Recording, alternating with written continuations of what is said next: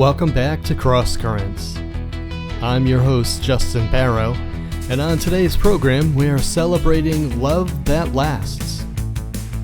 What does a faith-filled commitment look like in 2025? Canadian worship leader Brian Doerksen and Marika Siewert join us today. Brian's brand new album, Love for a Lifetime, dropped May 9th, offering 12 heartfelt tracks that shine a spotlight on long, faithful love that echoes heaven's covenant with us. Brian and Marika, welcome to Cross Currents. Hi there. How are you today? Good, how are you? It's going well. Yeah, thanks for having us. So I heard that you've just come back from being on tour for the new album, Love for a Lifetime. How was that time for both of you? Well, it was great. I mean, the tour was called Come Now's the Time to Worship. So it was kind of celebrating the 25th anniversary of that song. But we were, of course, also celebrating the release of the new album, which just came out last month. It was great just to be able to meet people and share some songs in person, sense their warmth and their reception of it. It was a lot of fun. A lot of laughs on stage.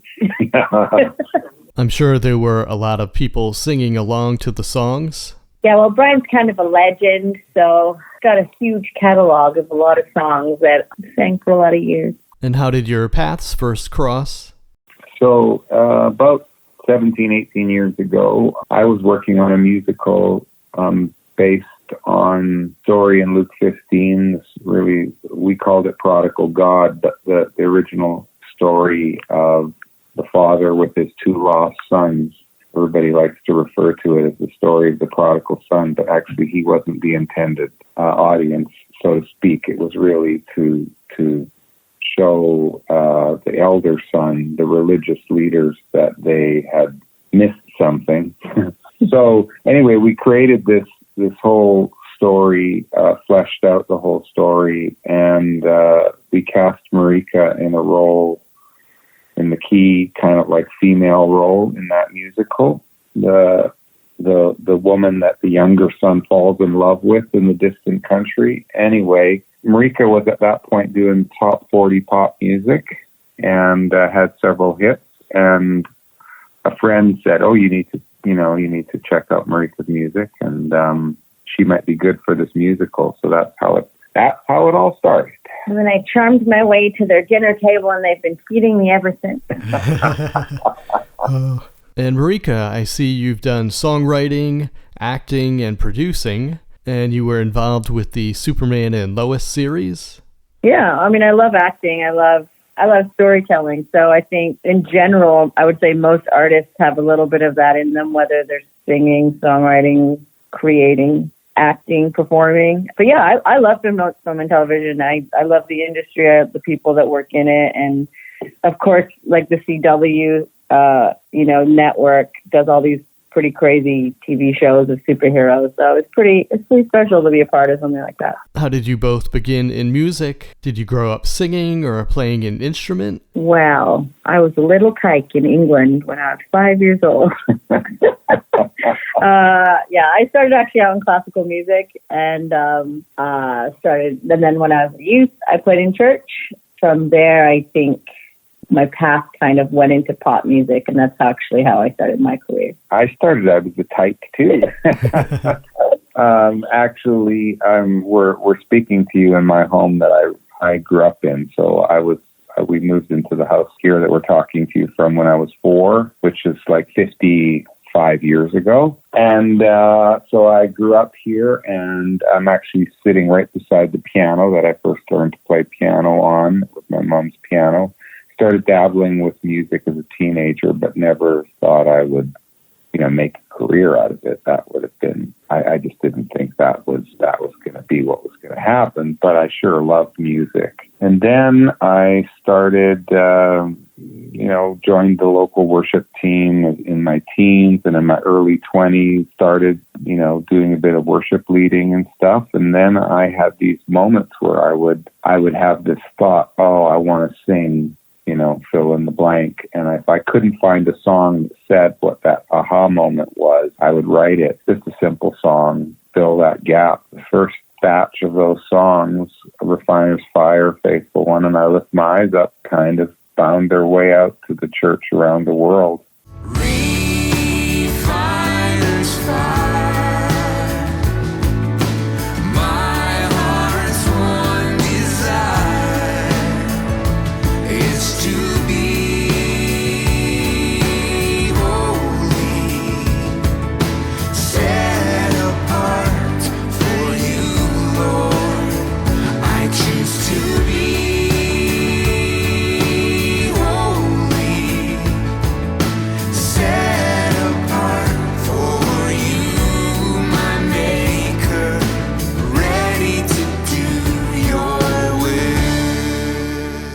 I don't even really know how it happened other than Miracles. miracles. I had a connection with the Vineyard Movement and John Wimber, and when he would travel, he would bring his music with him, and that was one of the ways it started to find its way out. Of course, some of these songs now are sung in pretty much any type of faith community, including the historical church and such. So that was about 35 years ago that started, and then I just eventually, but I was, like Marika, I was also interested in story. I was also a lover of pop music. So eventually I was drawn to work on a couple of musicals and, expand my songwriting kind of into more storytelling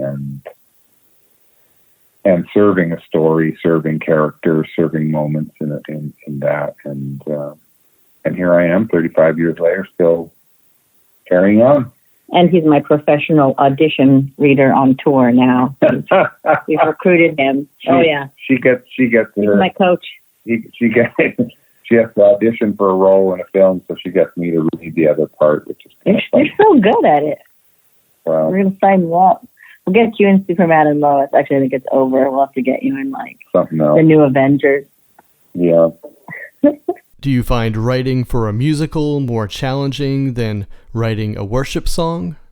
That's a good question, because it's not so much it would be more challenging. One of the challenges, let's just say, with writing a worship song is everything is open. Like you have limits as far as probably language, what's going to be acceptable, what kind of themes, but you can write anything. Whereas if you're writing for a musical, you are maybe serving a particular moment in the story. Okay, now at this moment, either this is when this happens to the character, or this is when they fall in love, or this, whatever that is. And so I actually found that quite a great challenge and something that invigorated me, because I like being served up like a scene, kind of have the challenge, right for this scene, right for this moment in the story.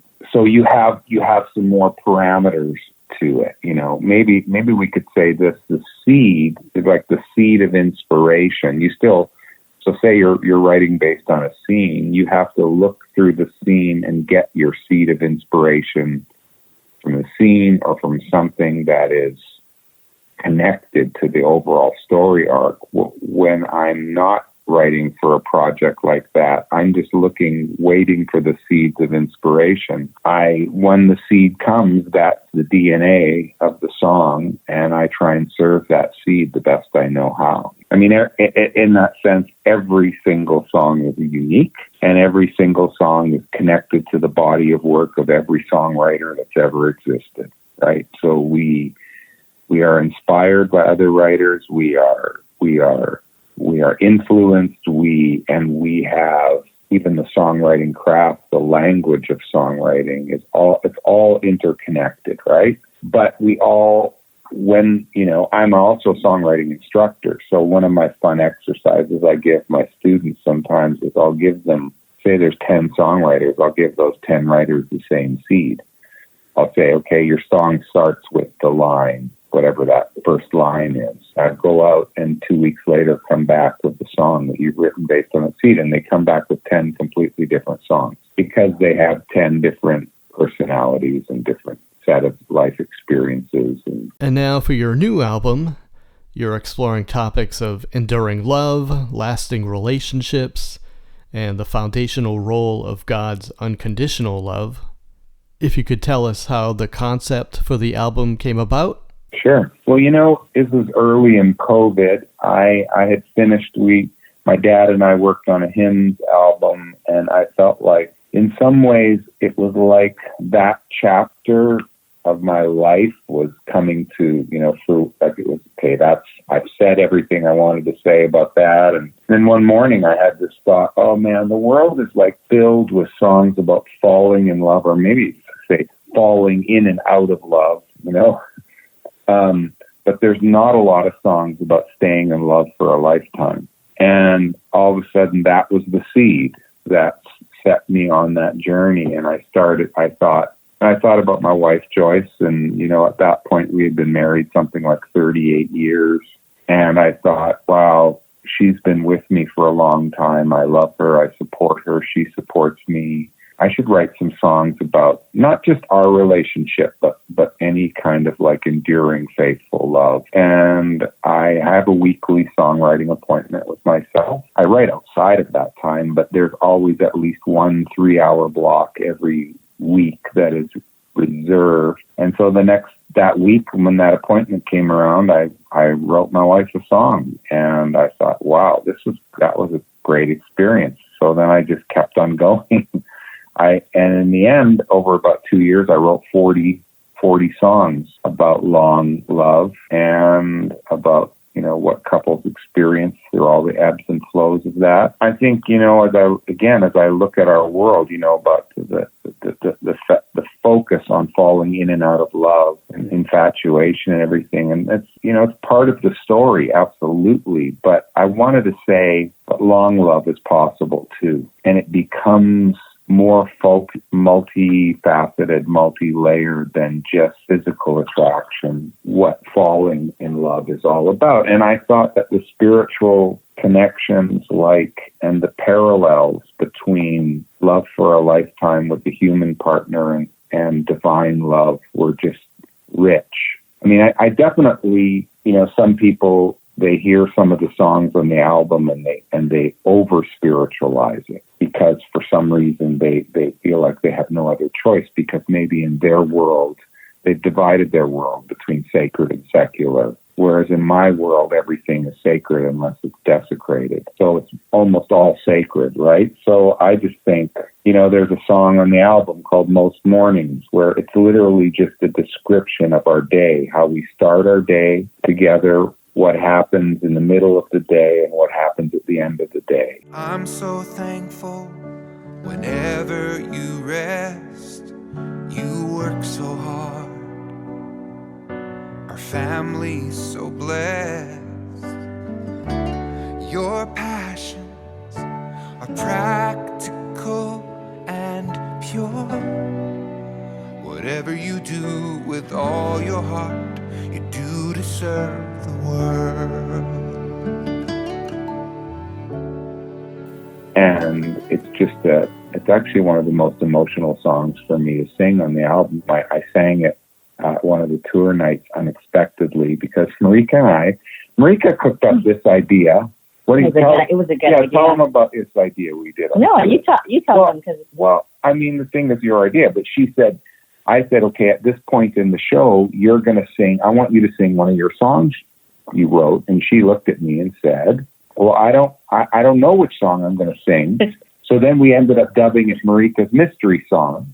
And then after a couple of nights, I got jealous.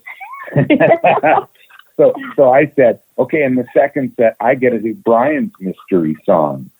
Anyway. Which was fun because every night we sang a different song. Yeah. We picked different songs. Yeah, and we had no idea what we were going to do. And we would literally look out at the audience, look in their faces and go, what do they need to hear? Anyway, coming back to the story, one night I started singing Most Mornings. Most of the time, because I was already doing a couple of the love songs in this main set, so I wasn't doing the love songs in that.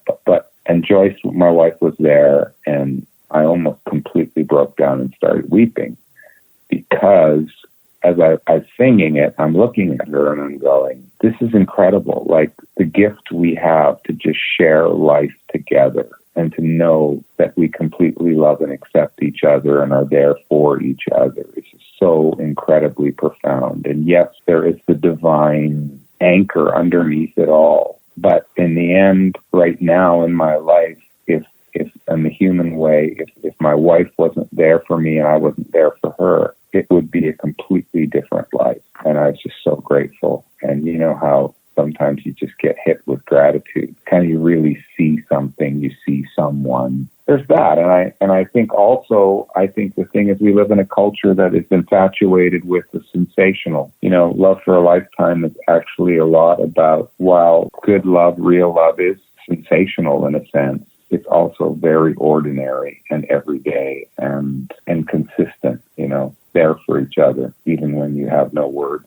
You're just there for each other. So, yeah, it's been a really special thing to work on this project for the last year. What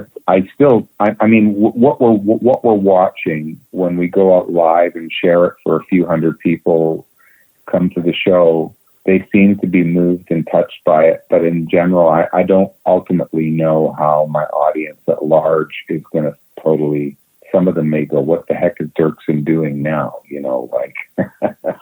What the heck is Doerksen doing? And but I think you're going to get way more audience because of it. Maybe some people who don't have connected with my worship music in the past, and they hear this and they go, this sounds fresh and different, and even though it's not complicated, you know, I don't know. We'll see.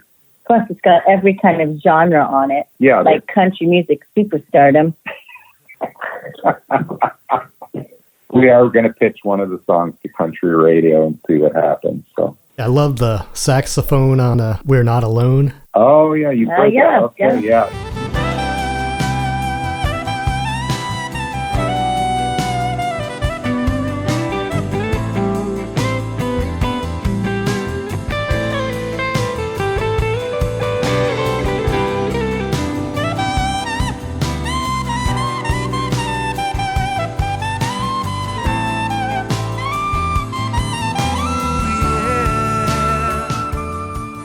You know, it was something about when I wrote that song, I say my hands fell on the C major 7 chord, and I just, in my head, I just heard a saxophone, and I thought, and then some people were kind of like questioning me, like, saxophone?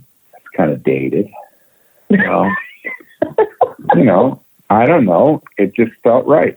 I'm a little bit sad you didn't bring back the flute. Like, I'll do it on your next album. Yeah, A Love That Doesn't Fade is my favorite one from that album. And I heard there was a live concert and an old-fashioned dance that you did to celebrate the release. Yeah, my crazy wife, and we did a couple of funny skits on YouTube to announce it because I grew up Mennonite and dancing was taboo. So then we sort of played into that, you know, Mennonite couple host dance party, you know, but I tell you, and then we had some couple sponsor songs who have also shared Long Love, and they believed in this project. And of course, as you know, streaming pays us content creators virtually nothing.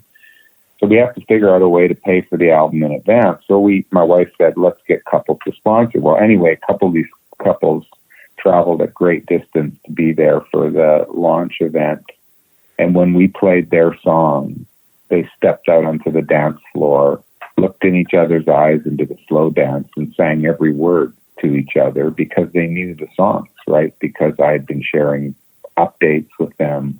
We would actually love to do some more of those events. And Marika did a few covers at that event. I did a couple of covers. I sang James Taylor's How Sweet It Is to Be Loved by You and Van Morrison's, Have I Told You Lately. We're hoping and dreaming that we can do maybe some like anniversary parties where we provide the live music and people celebrate anniversaries and just in gratitude, for the journey they've been on together. The cool thing, Justin, is we go where we're invited.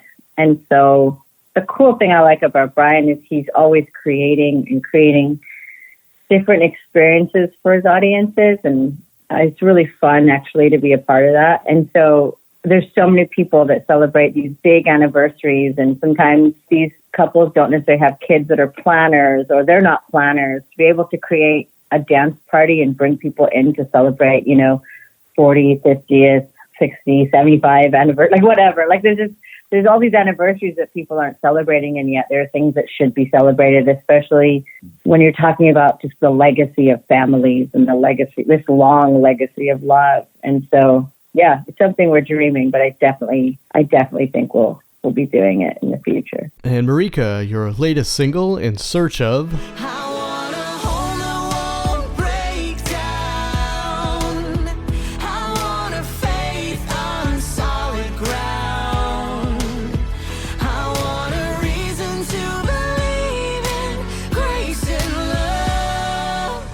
This is what I am in search of.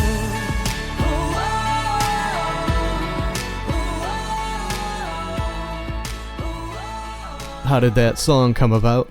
I have to be really intentional when I record music, because I have been living a pretty full life, raising 3 now young adults, and also working in film and television. And so whenever I get to be in the studio, it's really quite a gift. And I had met a producer that I'd always wanted to work with, and we just started chatting, and he had this song that he'd co-written with Phil Wickham, who's another, kind of well-known Christian artist, and a guitarist named Gannon Arnold, and Adam Watts is the producer's name. And he kind of sent me a few songs, and I don't typically start working on songs halfway through, but I really resonated with the content of In Search Of. Originally, it was written with a girl in mind, like the whole message of it was just really this kind of search for hope and search for God. And I was like, you know what, guys struggle with that just as much as girls do.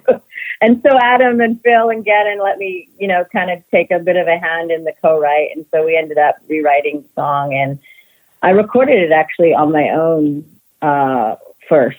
And then I don't know, maybe it's because Brian and I have been working together for so long now, and we do a lot of our concerts together, and we had just released our own single, Every Dream, right before that. And so I asked him to sing on it. And I mean, the song is just that much better with him on it. And it's, I want to say chemistry, probably our collaborative chemistry that we have. It really brings a lot when we're in the studio and on stage. And so, yeah, I couldn't imagine doing that song without Brian, and really, really grateful to the guys that I co-wrote it with and worked on it with. And Adam has done, his history is in musicals, like High School Musicals and Cheetah Girls and all the kind of old school Disney. And now they're working on a series called A Week Away for Angel Studios. And so, yeah, really, really good people. And I always love collaborating with new people that understand my music and understand me and want to empower what I want to get through with my songs. So yeah, it's really neat. It's always a gift to hear the songs go across the country. Like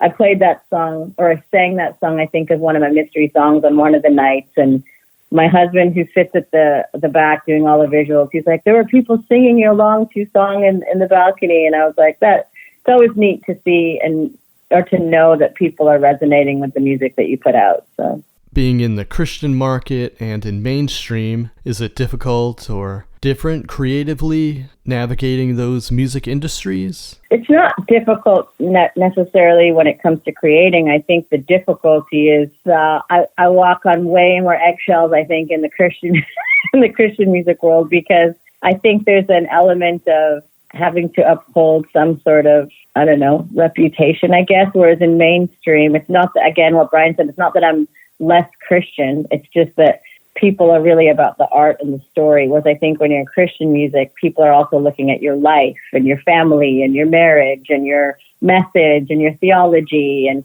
whereas in my pop music, I'm absolutely singing about God and about love, but people aren't sort of over analyzing it, and for me, obviously, as a woman, they're not analyzing necessarily the clothes that I'm wearing or what my song is saying. They're just kind of having a good time. So I feel like I have a little bit more freedom in mainstream to be myself, but my heart is in Christian music and Christian community and, in faith communities, because I think there's an element in both industries and communities that people just need hope, and people need to know they're loved and seen and people need to know what kindness is. And so, my message hasn't changed being in both genres. It's just the people who are hearing it and the industry people that are the gatekeepers and, sort of the decision makers of where the music goes. So, it's also where God has me. I wouldn't tell anybody, oh, go be an artist and then go be an artist in like pop music and Christian music. Like, it's just, you kind of go where the door is open. And I'm so grateful to even be a musician and to be able to keep creating. There's so many of my peers that have stopped creating. And so I think every day that I get to do it, it's still a gift. And I don't ever want to lose that gratitude for that. And again, my next project is making Brian a country music superstar. So. All right. Something I keep in mind when playing music on Cross Currents, that life is not always picture perfect or work out the way we want it to. Even when we're faithful believers, we can go through seasons of doubt or times when it seems God is silent. Have there ever been times like that for both of you when it's just been hard to trust God? Oh, absolutely. Yeah. I think that, one of the ways I describe it is I'm living in a house that's being renovated all the time. People use terms like deconstruction and reconstruction. I just say it's just all renovations. And the renovations never stop. People that say they do are I don't think they're fully telling the truth, because I don't think you can go through life and not change some of your theology and opinions about things if you're actually wanting to keep learning and staying curious. And to recognize that theological, doctrinal, that whole thing has limits. It can help us in certain ways, but it can't help us in other ways, just like science has limits. You have to just ultimately find, a way through in life where you're anchored in love and trust. Like, I think sometimes, and people want us to stay who we were, in the past. I recently did a little rewrite of my most enduring song from my early days, Refiner's Fire, and I changed a word in it to re-release it because it was a power over word, and that word, the more I walked with people on the margins, the more I could say, yeah, that's a biblical word, but it's not a helpful biblical word right now if we're using it in a power over way.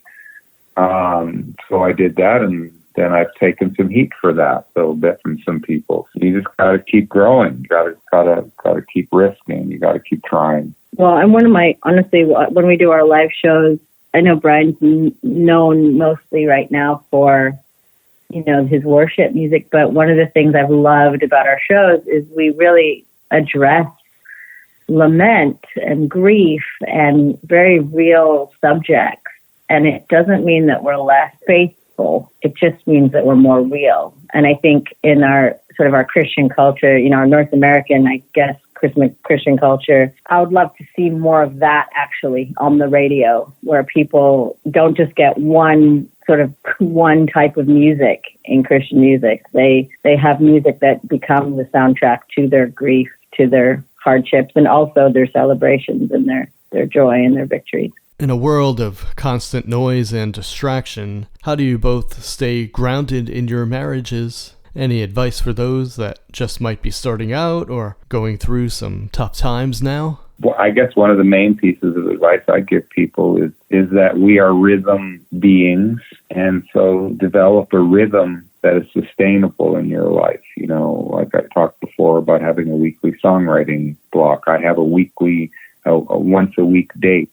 Of course, my wife and I do more things together than just our once a week date, but we have a rhythm where we know, we can withdraw from the busyness of the world and just be with each other for 5-6 hours, and that's priority. So I just think rhythm is hugely important for people. Sure, be spontaneous, sure, be all of those things, but undergirding all of that flexibility needs to still be some kind of rhythm. Yeah, I'm going to agree. I think for me, my husband and I, we've always prioritized each other first. So even as we had kids and as we did career, like life is just getting busier and noisier. And you've got to be a little bit more intentional, even just being together on purpose.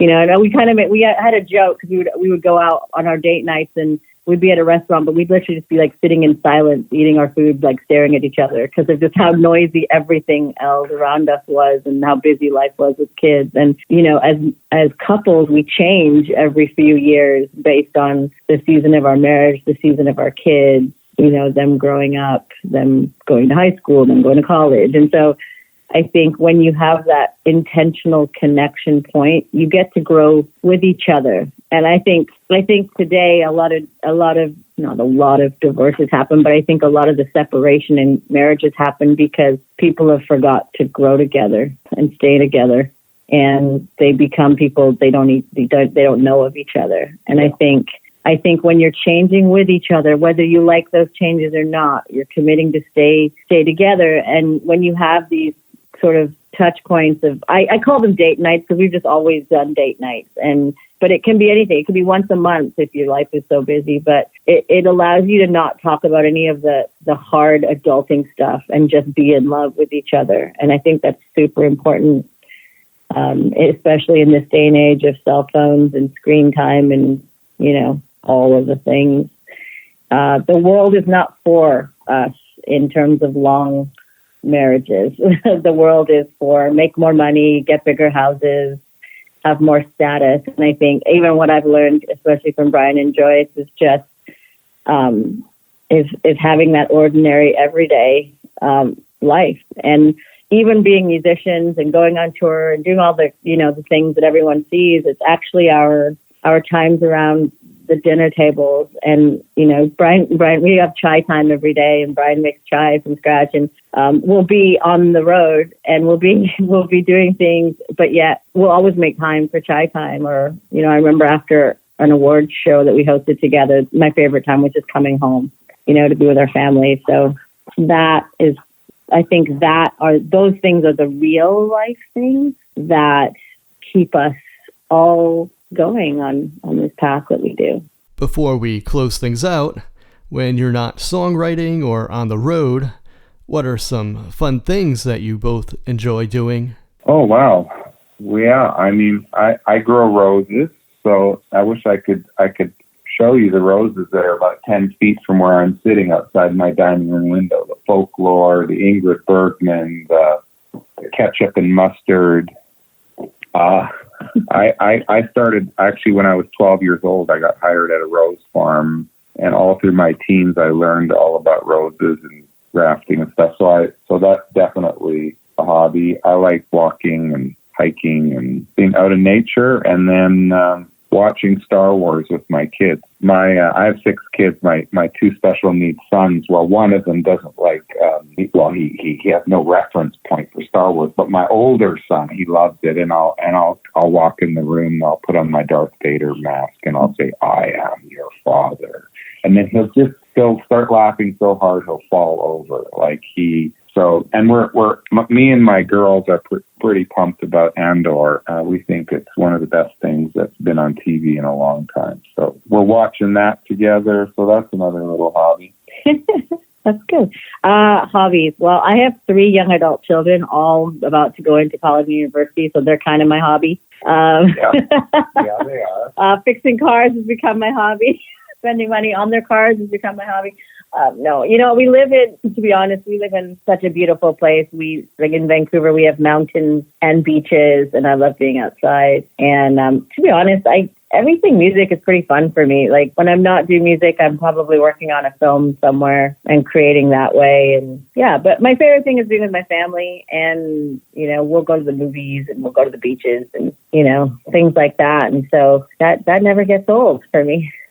Marika and Brian, thank you once again for joining us today on the show. Yeah, thanks for having us, Justin. Yeah, thanks, Justin, for having us. Have a great time continuing the tour, and thank you for all the music you bring us and taking us to the throne room of God and leading us to worship. Have a great day. Yeah, okay. You too.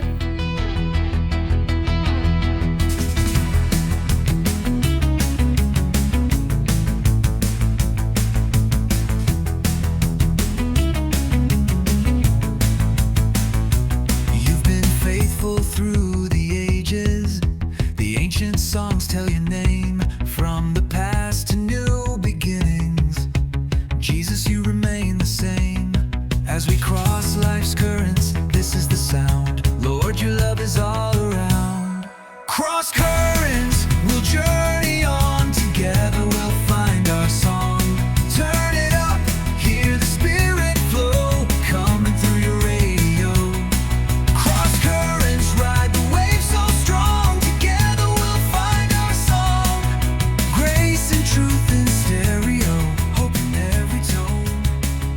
as we travel along.